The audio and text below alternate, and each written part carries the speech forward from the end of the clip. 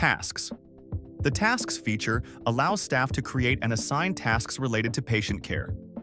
To create a task, click the Add Task button and define the activity that needs to be completed. You can assign a priority level, such as urgent, high, medium, low. You can also set a due date and update the task status as work progresses. Tasks can be assigned to yourself or to another staff member. For example, if a patient requires a blood test or a discharge note needs to be prepared, you can create a task and assign it to the appropriate staff member. In this example, the task has been assigned to Dr. House. When Dr. House logs into the system, he will be able to see all tasks assigned to him. Any unassigned tasks that require attention, he can then perform the task, leave comments about progress, or reassign the task to another team member if necessary.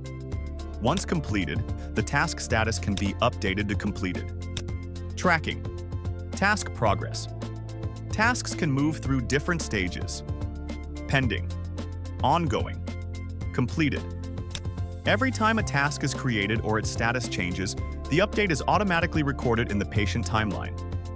Examples of tasks may include check wound dressing at 2 p.m., prepare discharge letter, request follow-up consultation.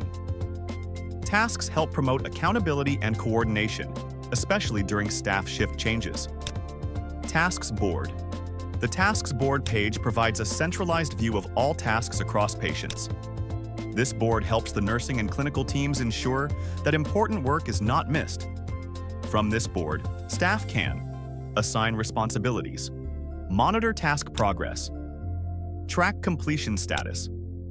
Tasks move visually across the board from pending to in progress to completed. This board-based workflow makes it easy for teams to see what needs to be done, what is currently being worked on, and what has already been completed.